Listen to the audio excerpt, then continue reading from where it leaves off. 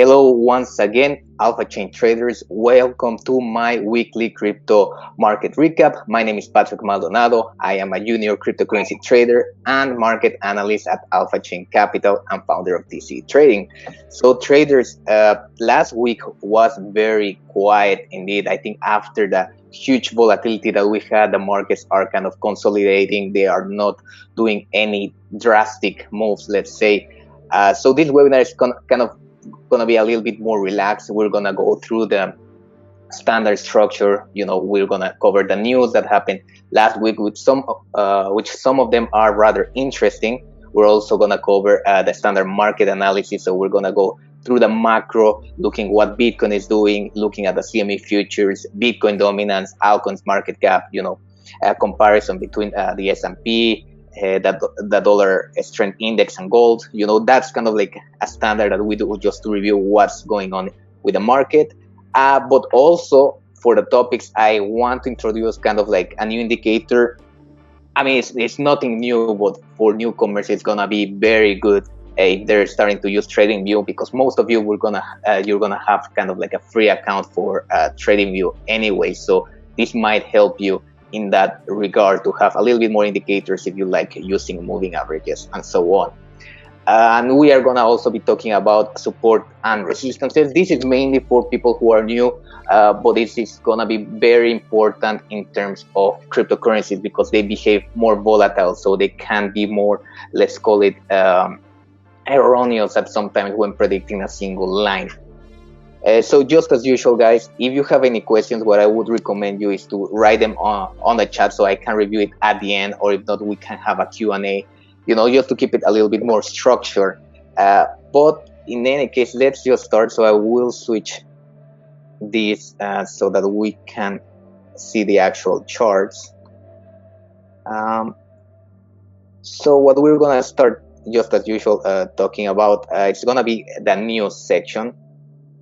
Now here, the reason I brought this, we see it by the minute look at Tether's 1 billion swap from Bitfinex to Finance. Now, why did I put this? Why is this important? I think if you are into crypto, if you want to learn more, you have to know who the big players are, right? I mean, Bitfinex, Binance, they are huge brokers. They manage a lot of money, and this is where you start thinking how much money is involved in cryptocurrencies. We know that the total market cap is about 300 billion as of right now. So it's important to know that these transactions tend to happen, sometimes because of the liquidity, because of the amount of tokens that different brokers have. They have to do some swaps between themselves in order to have enough in case there's more demand, or all the opposite, there's more supply in here. So this mainly highlights how big exchanges are. If you think about a normal transaction of 1 billion would be very difficult for just normal companies, but in crypto it tends to be kind of a little bit normal. Here what I wanted to go through is here that this kind of transactions, of course, because it's crypto, it's very important to have kind of like, let's say, transparency, but also trust, right? Because once that you submit a transaction, there's no way to get it back. There's no way to reverse it. So it involves a lot working in the cryptocurrency market,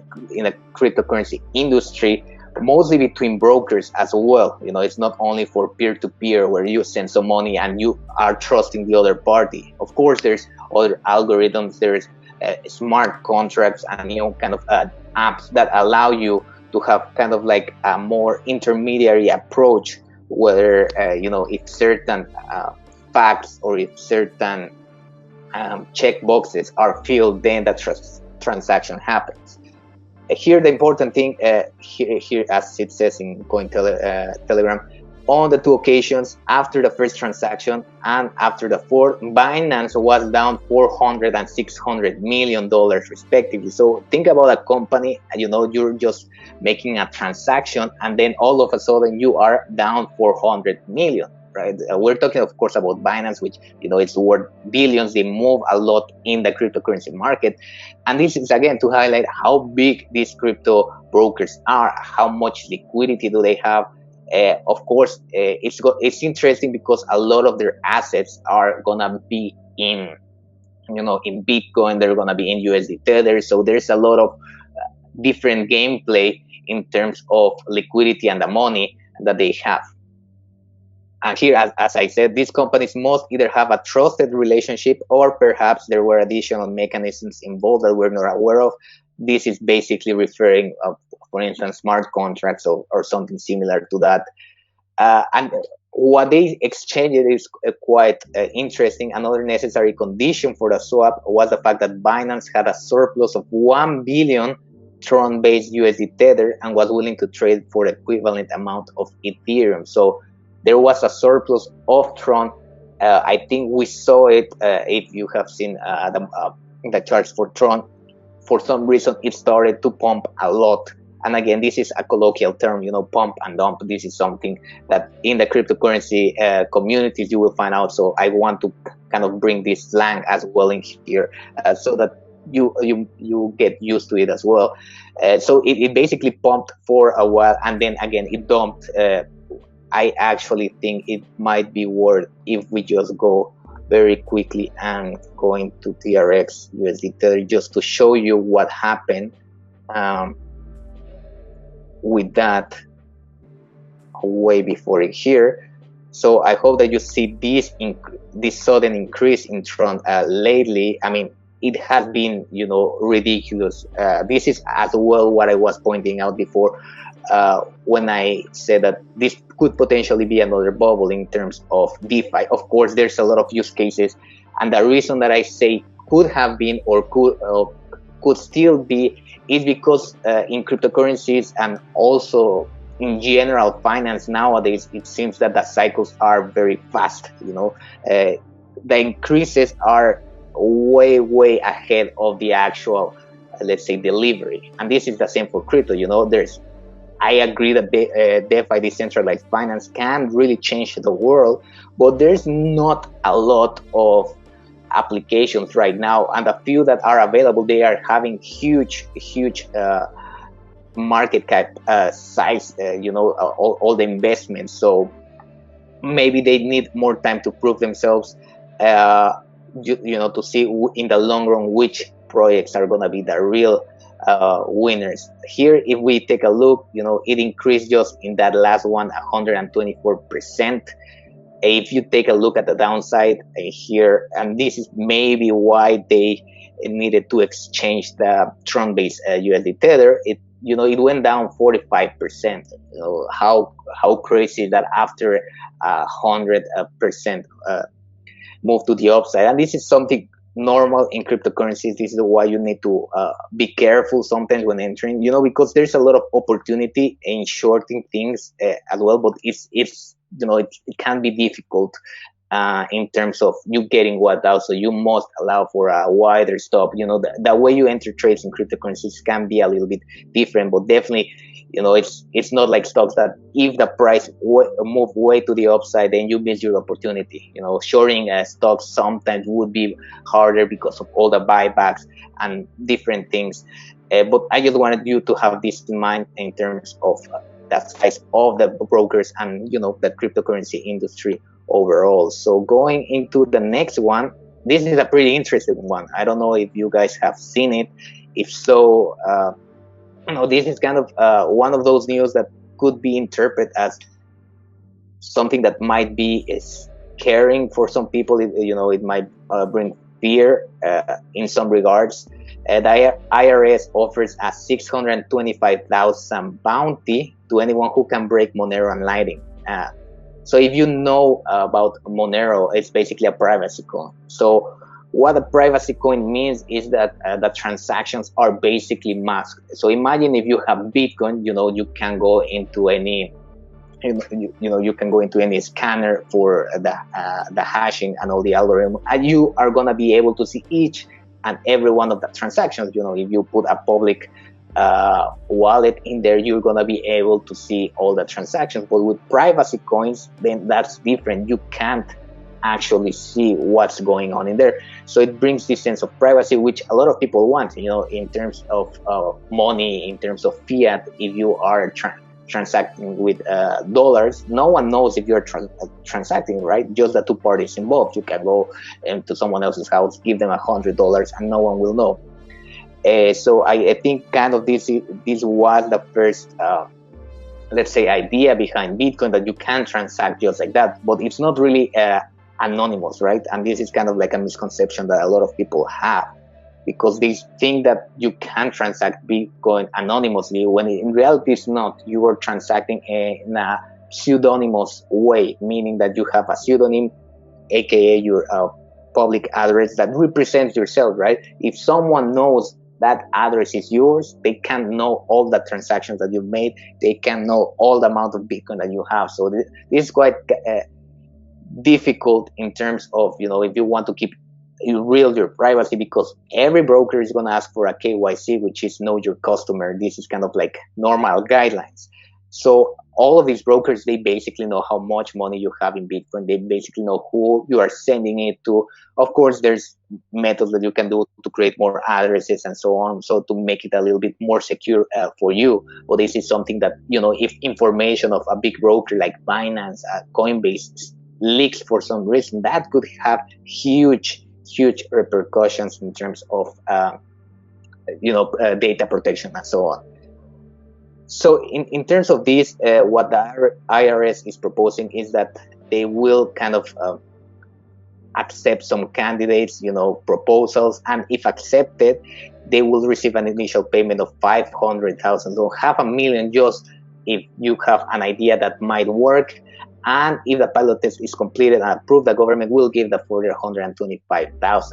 So this is kind of a move by the IRS. Of course, you can imagine why they want it. They claim, of course, that it's just, against illegal activity. In recent years, chain analysis has assisted law enforcement in tracking Bitcoin and other cryptocurrency transactions to successfully fight child abuse, money laundering, and terrorist financing.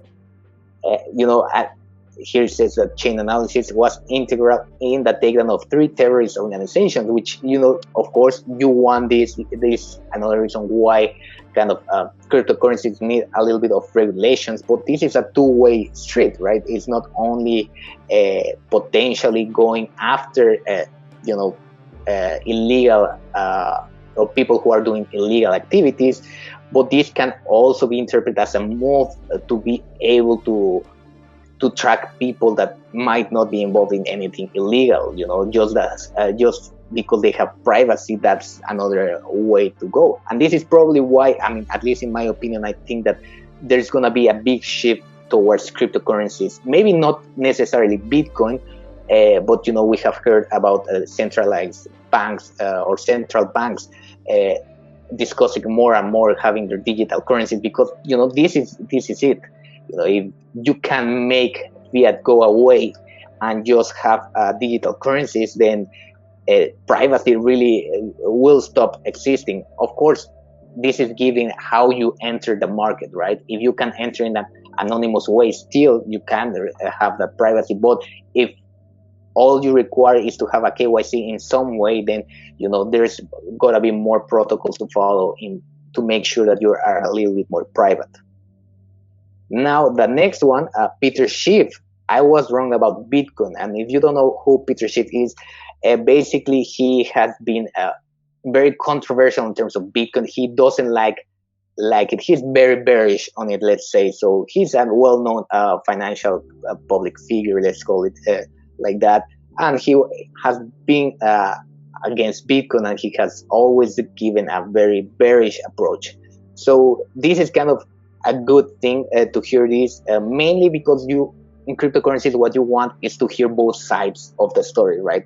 I have mentioned this before, where you have all these gurus, all these cryptocurrency channels, in YouTube, in whatever you want, on Instagram, and they all give a lot of very bullish predictions that have no basis at all. The cryptocurrency market is very polarized between people who say, yeah, it's going to go to 1 million versus people who are going to say it's going to crash, it's a Ponzi scheme. It's very polarized in that sense. But the good thing is that if you're in kind of like in a bullish sentiment and are looking forward to Bitcoin in the long term, it's really useful to see what the other side actually says, right? To process that. And this is also to avoid confirmation bias. So if you don't know, confirmation bias is basically us wanting to just listen to specific news that are pair-to-pair, with our beliefs of the market. So we disregard everything that goes against it, basically. So this is very interesting. Just to summarize this, Peter Schiff was very bullish on gold. He thought, well, what he said is that Bitcoin was basically gonna go down, when gold was actually going up. So he was right about gold. This is what they say here in the, in this article. And he said, I was wrong about Bitcoin because he thought that Bitcoin was basically going to be collapsing, which it didn't. One of the reasons that we have spoken already is because, institutions are starting to put money into Bitcoin. They're starting to put that 1% to maybe 5% at the most, which makes it more correlated with the stock market. So it's kind of becoming less and less probable that Bitcoin is actually going to collapse just all of a sudden. But this is, again, very good news in terms of the contrarian view, when people that are very bearish are starting to have kind of like this shift in sentiment, because now he might not be bullish on Bitcoin. He still says that, he's still predicting kind of that it might go down to under 10,000, which is something that we're going to discuss today, which is something that's not really new if you have been assisting to these webinars of mine, in terms of where the price could actually go down. And that's kind of very interesting, and we're going to take a look very shortly. Last news, basically, SushiSwap creator Schiff returns 14 million dev fund. So SushiSwap is a decentralized exchange. This is actually something that might be very good in terms of privacy, right? And this is, again, something that the IRS and other organizations are kind of against it, because for a decentralized exchange, you don't really need a KYC. You just, it's decentralized, so anyone can really use it. So basically, if you have your own, your own wallet, you can interact with the blockchain in a decentralized manner, which is great. It's another kind of niche in the cryptocurrency market. You have your centralized exchanges like Binance, Coinbase, and so on, but you have also the other counterpart of people who just want to exchange without withholding their wallets and their own money, because once you put your cryptocurrency in Binance, in Coinbase, it stops being your cryptocurrency in a sense. It's more like a bank where they have their own money and they give you an IOU. Basically, they say, I owe you this amount of Bitcoin, right? But they still hold it, so they can do whatever they want. This is one of the things that Binance tends to do a lot. That's why they're integrating a lot of, let's say, giving you returns in terms of savings accounts and so on, because they know that they can move that Bitcoin, they know that they can get more, and they are basically giving you just a piece of what they probably make. In any case, the important thing here is that this is supposed to be a decentralized exchange, and the token basically kind of sets it so that in a decentralized way, the community can have a say with what happens with the project and so on. So, to make things short, he used kind of like the algorithm and basically liquidate a lot of his tokens. Here it says, he liquidated basically, he transferred 38,000 Ethereum back to the original wallet. So you can know that it was about 14 million in terms of what he liquidated. The important thing here, again, and this is kind of what a lot of the smaller cryptocurrencies are afraid of, or at least the investors, right? That the original creators who might have access to a lot of the supply, they might just try to dump it, and this is kind of with smaller projects. kind of like the fear around it, because whales and people who have a lot of money, and basically the creators, they have a lot of power in terms of the supply that that they hold. So if they wanted to exit, they can really crash the price.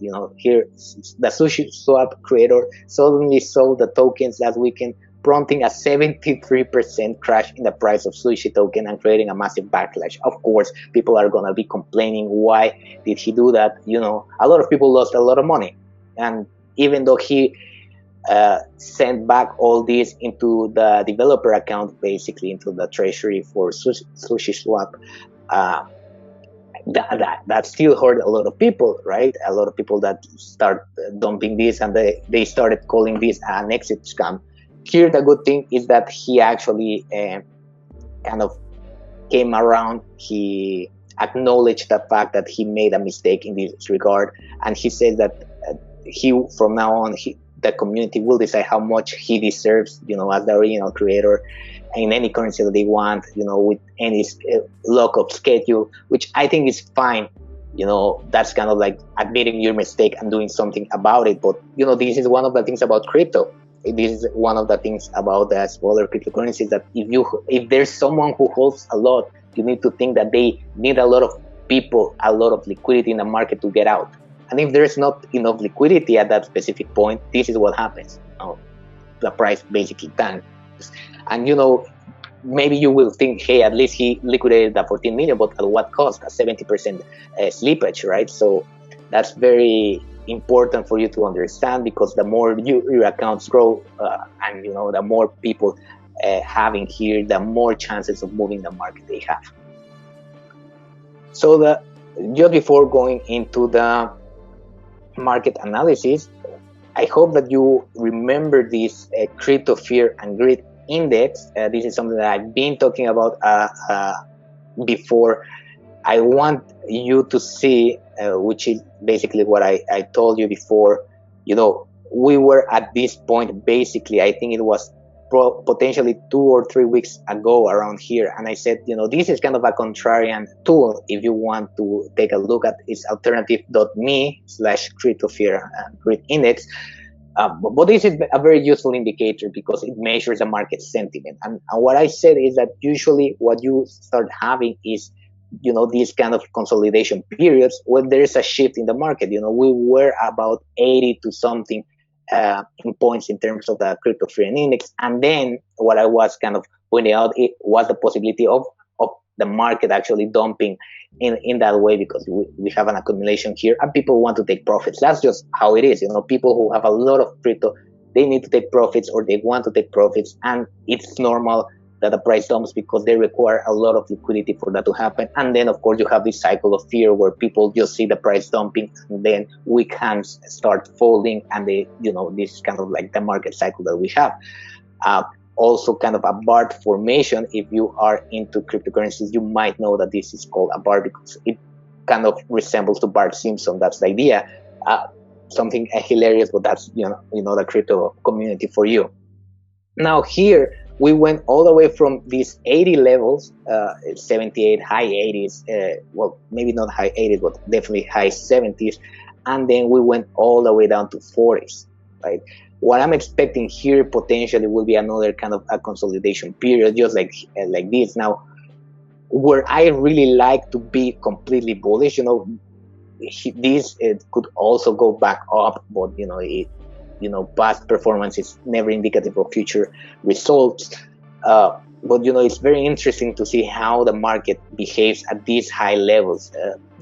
If these were to keep going down at potentially between 10 and 20, that's where I would be very, very bullish from a contrarian perspective, at the very least, really trying to start making some moves and taking some long-term positions in there. And here is kind of neutral for me. We're in an area that perhaps the crypto community feels very secure, feels comfortable, which is above 10K. That's not unusual. But if the price actually goes back and breaks down, which we're gonna go into that as of right now, that can have a really important kind of repercussions in that term. So let's go and analyze just as usual. We have cryptocurrencies here in comparison to others, but what I really want to go through, let's see first, let's go into Bitcoin mainly, just to see what the market has been doing. If you, again, are frequent with my webinars, you know that I really love, in the daily chart mainly, I love this moving average, which is the 20 EMA. For me, it has presented a lot of not only opportunities, but it's a market indicator where a new trend might form. And I have highlighted how, with that 20 and 50, you usually have that the price kind of bounces from this level here, one bounce, twice, three, kind of a fake out again, here bouncing, and then now it's kind of potentially becoming a resistance.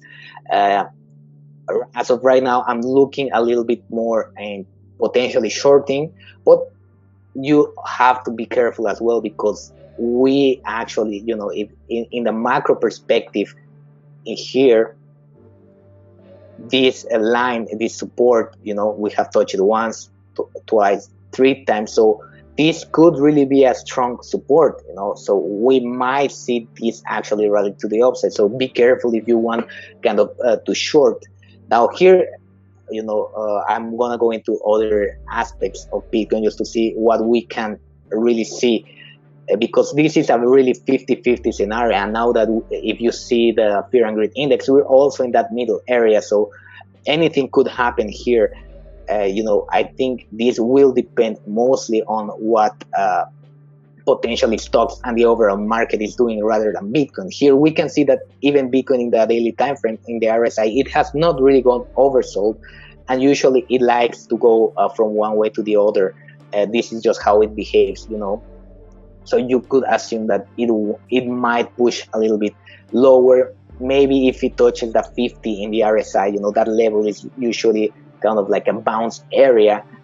You can see it from the past price action. So there's a lot of potential there for a short. Also, if you manage to catch when Bitcoin went and retested this 10,000 area, that was also a good opportunity to long right there. So again, in terms of where the market might head, I think this will basically be more on the traditional markets in terms of what these institutions are going to be doing. Right, we've seen that again, and this is something that Ron has spoken a lot about, kind of being in borrowed time, because everything keeps moving up despite the actual world not being healthier than before, at least in terms of the economy. Right, we have not seen a real shift in small companies, that have been kind of like getting better. We only have these main companies, tech companies mainly, that they got the best out of the pandemic. Why? Because they're all digital, and this is what people are doing right now, all digital. Why? Because they cannot go out, they cannot interact. So this is a very interesting macro perspective that we need to consider. So if we take a look now, in terms of, again, the contrarian view and Bitcoin going down, so we're going to head into the Bitcoin futures. Again, this is something that I've repeated myself a lot. It's kind of like a self-fulfilled prophecy. If you don't know what the CME futures are, basically it's just the Bitcoin futures for the traditional market, let's say, because they're not open during the weekends. Whether Bitcoin, you have access 24/7, basically, right? So you can buy, you can sell, you can do any type of moves, even during the weekend. So the market is not closed. So what tends to happen, that I mentioned before, is, of course, all these gaps. We have seen it before, gaps. It happens during the weekends, and usually they get filled a lot. So there's this theory that is also in the media, and again, this would make perfect sense in terms of kind of technical analysis and this psychological behavior of this kind of bouncing up, because of course you have to take into consideration that a lot of people might have seen this as a potential target, right? And if a lot of people see it as a potential target, that's why it didn't really fill, because a lot of people were speculating that it must be filled. Now, in terms of the 20 moving average, the 50, now that they're crossing at the very least on the Bitcoin price action, this can be a pivot point in terms of the macro picture, at least for Bitcoin. There's a the real possibility of this going now test this back as a resistance because it has been a previous support and then coming back down and feel this, right? So there's that theory. So I just want you guys to really take that into consideration. If we take a look at the Bitcoin dominance, as I said, it has been a very good indicator of what the market cycles with altcoins is. Nowadays with DeFi, this has dramatically changed. You would normally expect the price action in here to really bounce between these different resistances, between the EMAs and so on. But we have been in a very big downtrend. Around here, there have been this bounce, but you would have expected normally to be a little bit bigger, play around with the market. But with the DeFi kind of hype that there is, the Bitcoin dominance has gone really down, even though the price still goes down. Usually what you have is if the price of Bitcoin goes up, the Bitcoin dominance starts going up. But this hasn't been the case when you compare it to to this recent movement. If you follow kind of like the line in there, you're gonna see that the Bitcoin dominance is still going down, which means that people are selling Bitcoin for other altcoins, despite more people putting money into Bitcoin in versus fiat, right? So it's getting a lot of momentum, Bitcoin still, but the main benefits is not Bitcoin, it's all this DeFi and all the high gains. We have seen Ethereum, which we might see as of right now. But those are the real gainers, right? Those are the real winners, even though that Bitcoin have this huge increase. We can also go into total too. If you basically put total too here, is a cryptocurrency market cap excluding Bitcoin. So this is basically altcoins, just altcoins. And we can see in here, I like this graph because usually it reflects a good technical analysis. We have kind of like a potential downtrend. We have one here, one test in here another. So that's enough to put a trend line and maybe see if this was continue going down. It didn't. It broke, and then it did not only hit the first target here, it went to the next resistance. So around this area, there was a potential to actually go down. And here, where did we find some support, around this area that at least I had highlighted from way before here, these bounces, so it's respected a lot of technical analysis. So now here the thing, it's really, a very polarized two ways. Either it grabs enough momentum to actually break to the upside, or starts using these EMAs, these new potential resistance. Even in here, I hope that you appreciate on the daily chart as well that the role of the 20 and the 50 EMA, because I'm not trying to push for this as being like what you have to see all the time, but it is an important support. How many times has it bounced over and over and over again from these lines? So there's a potential of having resistance in there. Now we could also have a consolidation period where it starts getting really choppy and it goes up above this, below this, above this, below this. So that's a complete possibility. Even more around here, around 10,000 in Bitcoin, because that's a very strong number for people. There's a lot of people that are like, even myself, I wouldn't buy more Bitcoin above 10,000. I really think that the real value is below 10,000, at least for the medium term. So if it goes below that, I would be happy to start shifting my bias more bullish in terms of investing, right? In terms of trading, of course, here there was a huge opportunity right there to take a long. Now there's some opportunities potentially to follow up with this kind of downtrend or potential shift. We really need to see what starts happening in there. But now the two things that I wanted to talk about, first of all, I'm gonna go here into my chart. So if you're new in TradingView, potentially you might be putting new indicators, you might be testing them out, right? You're potentially learning. So what you will find out is that for the free account in TradingView, that's if you have not updated to the trial version for 1 month, you will find out that you're going to be very limited in terms of the number of indicators that you have. right? I mean, I do pay for my account in TradingView, of course, because I do this almost full time in terms of my online projects and also of trading. So I do pay for the next version, which allows me more indicators, more alerts, and so on. Now, if you're on a free account and you want more indicators, it is possible to add some more. It depends how you use TradingView. But for instance, if you were to add all these EMAs as a separate indicator, you can always go in here, put exponential moving average. You can add them in here, right? You could potentially here add 3 of them if you wanted, but that's gonna take a lot of the indicators that you have, which is not what you want. If you are new into trading, probably you might have the RSI, which is a very popular indicator. You might have a couple moving averages. Maybe if you are into pivot points, you want to add them, and you can easily see how the 1, 2, 3 with one moving average.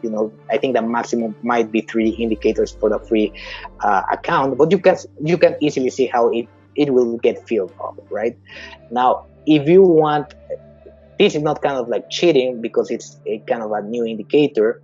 What I did, I started learning about coding on Pine, which is basically the coding that TradingView uses, and I did modify this kind of version of the triple EMA. Basically, this is just one indicator that has all of them in here. So if you're interested in that, I will give you the link because it's on my TradingView account. Basically, you have to go to the scripts that I have in there, and you can basically just start it.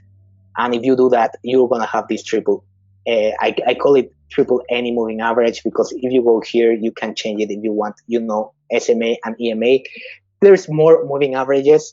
There's not only 2 of them, but for practical purposes, if you're starting, you might only use these 2, so there's no point putting more and getting people confused on this. So this is something I will, if you want to trade with moving averages, if you want to have them just to smooth out the price, I would definitely tell you to use something that this as triple EMA, because this is basically a script that counts as one indicator but gives you the possibility of have 3 lines instead of 1, right? So it's kind of something that a lot of people might not know. I mean, for good reasons. Why would you know that you can add triple indicators into one single indicator, right? But this is kind of like a tip for newcomers, and maybe even if you are not a newcomer and you just use TradingView, you might not know this. Another quick thing that I might think a lot of you might really benefit from, if you press Shift on TradingView and then click, you can drag this kind of box, and it will help you, if you want to measure the price movement, how many points or how much percentage or the number of bars, even to the upside or to the downside. You can do it very quickly. I think maybe I mentioned it before, but if not, I'm mentioning now because again, this is something that you might take into consideration if you want quick analysis, right? Sometimes a lot of the students I teach, they ask me, how do you do that? So I wanted to share it with you guys in here as well, so that you can read the price action more quickly and efficiently if you need it, of course. Now, the last thing I wanted to talk about is support and resistances. So I'm gonna just get rid of these indicators for you so that we can really focus on the support and resistances. I hope that you see at the very least in here that I don't only use lines, right? Now, this is me, and the reason is, if you are in this cryptocurrency market, of course, you're going to find out that Bitcoin, Ethereum, all of these are very volatile, right? Now, what happens with this is that there is a lot of kind of false breakouts, or fake outs, or what they call it, in a lot of lines. Even if we go way back into the past, you might see, that they are fake. So, sometimes like this, they behave very, very nicely in these 2 picks, for instance, I mean, respected perfectly that line. But more often than not, you're going to see that there's kind of like a deviation or more volatility in those areas. Now, this is the reason that I use areas rather than lines, at least for cryptocurrencies, right? This is just my way of trading. I found out that it's sometimes better, maybe not always, but most of the time at the very least, for instance, here, you had a kind of like this price action around here. So this potentially is an area of resistance, and we see here that it came up here and then came straight down. But if you have put a straight line just at the top, that wouldn't have helped, right? Even if you take the line in here, cutting out that excess in volatility, this could potentially still be a fake out in a breakout if you go into the lower time frames and you see the candles closing outside that line. Now, this is why I work with areas with these rectangles, and something that you can do with the rectangles is that, let's say you highlighted this area around here, right? So you can double click in there, and if you go to coordinates, in number 2, if you put this at 500, 200, 1000, it will extend your rectangle. So I'll just give you a brief example of what I mean. Let's recreate this rectangle around here. So if I do this, more or less, I hope that you understand what price action I'm grabbing. In this sense, I'm grabbing basically the wicks going up, and then here another wick. So I'm basically grabbing that price action in between, right? That's how I measure these kind of rectangles. And then I double click, and then I put 500 around here. It will expand all the way to 500. And I hope that you see why I do this. You can start seeing how this price action or this area starts having a lot of significance. Here again, broke from this area, retested it as resistance. Again here, some resistance, back support, broke. Then here became way more choppy. But I hope that you understand at least how I use these rectangles and these areas, again, rather than supports. And to be honest, this has been key, even mainly on my personal account, in terms of how technical analysis behave. You're always going to have fakeouts. Even in this case, for instance, this was a potential. I did short it, but this is basically a fake out, mainly a bull trap, right? Because this closed upwards with a strong momentum, so there was a lot of possibilities, at least in technical analysis, or more a kind of how would you say, more standard technical analysis, breaking down, retest, and go back up. So this can still happen even though you have these areas, right? But I hope that you see that the amount is going to be way less than if you have a single area. Now, this is not always perfect, of course. The reason is because with including areas, you have to broaden a little bit your stop loss, which is good for crypto anyways, because they're very volatile. Right, so you will have that. Even having that is going to be very beneficial. So I use a combination both of lines and so on, but with the most recent price action or with the most relevant, I will start using this kind of blocks just to give me a good picture of what the market is doing. And what I found out is that even if I started these rectangles around here, they do have a strong significance on the past, on the most recent price action. That's why I have them, kind of like a guidance of where the price might go next.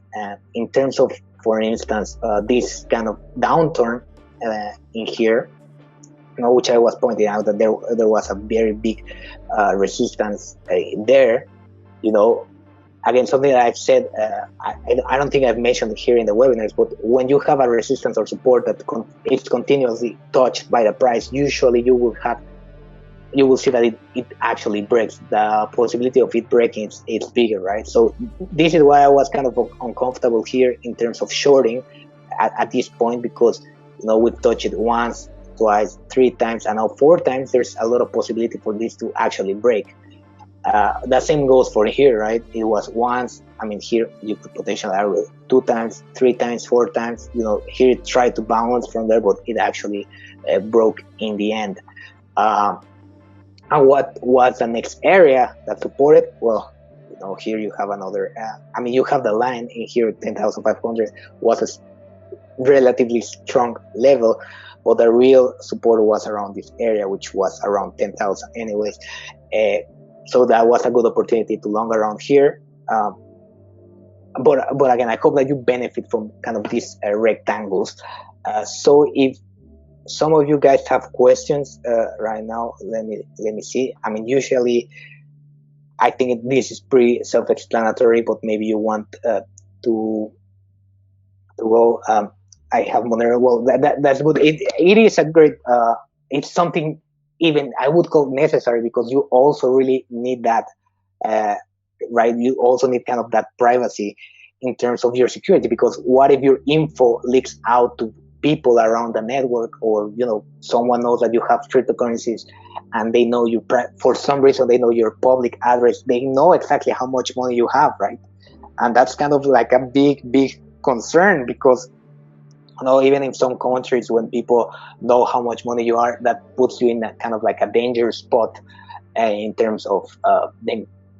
I mean, I'm not saying that usually happens, but in some countries it might happen, where you get kidnapped and they kind of like ask for ransom in terms of cryptocurrencies and so on. So I think it's something that it's kind of required, but also it's something that governments are not comfortable with. Governments are not comfortable with you moving money in a kind of anonymous ways. I mean, for good reasons. You have both sides, where you have people that usually transfer, or they just want a privacy for good reasons, right? To protect themselves. But there are also this kind of part that is basically just people doing illegal activity.